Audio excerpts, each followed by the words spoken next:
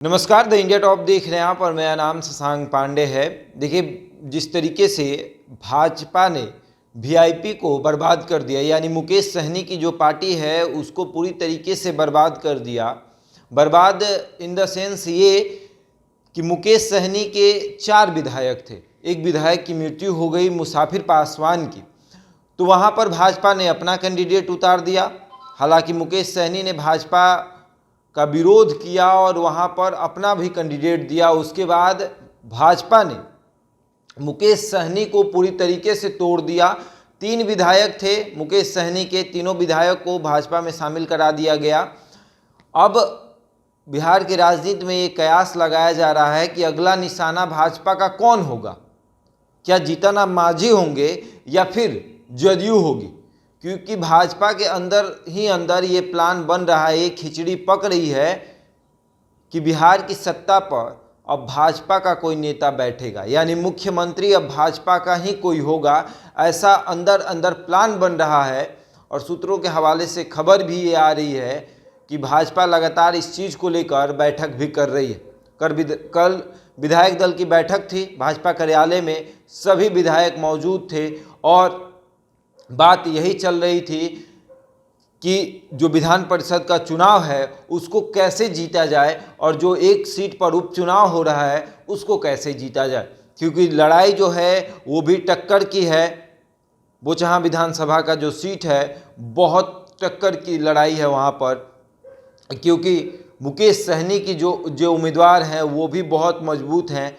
मुकेश सहनी के उम्मीदवार गीता राम के जो पिता हैं रमई राम 9 बार विधायक, यानी 45 साल तक बोचहा में विधायक रहे। तो वहीं अगर बात करें बेबी कुमारी की, जो भाजपा के उम्मीदवार हैं, वो भी उस रमई राम को हरा कर आई थी जो 45 साल तक बोचहा में राज किए थे। उन रमई राम को हरा कर वहाँ से निर्दलीय विधायक बनी थी और फिर भाजपा में शामिल हो गई।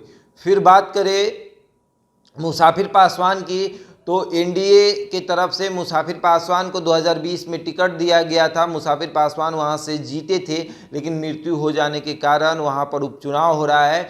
तो मुसाफिर पासवान के बेटे को टिकट दिया गया है, तो सहानुभूति वोट मिलेगी और आरजेडी का जो वोट है वो भी मुसाफिर पासवान के बेटे यानी अमर पासवान को मिलेगा। खैर, ये सब बातें साइड करते हैं और बात ये करते हैं कि आखिर संजय जायसवाल जो है वो कल जीतन राम मांझी से मिले हैं और बंद कमरे में लगभग 1 घंटे तक ये मुलाकात चली है। और बिहार की राजनीति में अब ये कयास लगाया जा रहा है कि क्या होने वाला है, क्या अब कोई भाजपा का मुख्यमंत्री बनने वाला है या फिर जीतन राम मांझी के साथ क्या बात हुई है। अब ये कयास लगाया जाने लगा है कि बिहार की राजनीति में एक बड़ा भूचाल आने वाला है और वो भी अब देखने वाली बात ये होगी कि आखिर ये भूचाल कैसा होगा। क्या ये भूचाल बिहार की राजनीति का तख्ता पलट कर देगा या फिर कुछ और होगा, क्योंकि जिस तरीके से रातों रात भाजपा बिहार की सबसे बड़ी पार्टी बन गई, अब देखने वाली बात यह होगी कि क्या भाजपा किसी और को तोड़ेगी और बिहार की सत्ता पर राज करेगी।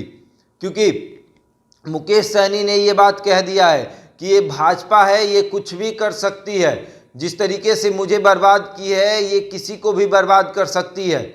और यूपी में जब योगी आदित्यनाथ शपथ ले रहे थे और वहाँ पर बिहार के मुख्यमंत्री नीतीश कुमार पहुँचे हुए थे और जिस तरीके से उन्होंने प्रधानमंत्री से मुलाकात की, तो बिहार की राजनीति उससे भी गर्म हो गई है कि प्रधानमंत्री के आगे नीतीश कुमार झुक गए हैं, अब वो हार गए हैं, थक गए हैं। तो वहीं जदयू ने भी कह दिया कि ये एक शिष्टाचार मुलाकात थी और राजद के लोगों को शिष्टाचार मुलाकात सीखनी चाहिए, क्योंकि उन्हें तो शिष्टाचार का मतलब सिर्फ गाली ही पता है कि किसी को गाली देकर मुलाकात कर लीजिए, वही शिष्टाचार मुलाकात होगी। लेकिन संजय जायसवाल का मांझी से मिलना, जीतन राम मांझी से मिलना बिहार की राजनीति में एक बहुत बड़ा कयास लगाया जाने लगा है कि क्या होगा, बिहार की राजनीति का तख्ता पलट होगा।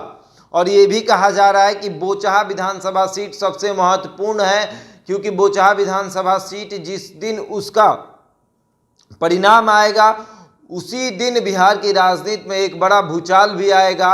और देखने वाली बात होगी कि वो भूचाल किस तरीके से होता है, कि क्या बिहार की राजनीति का तख्ता पलट करेगा या फिर कुछ अच्छा होगा, ये भी देखने वाली बात होगी।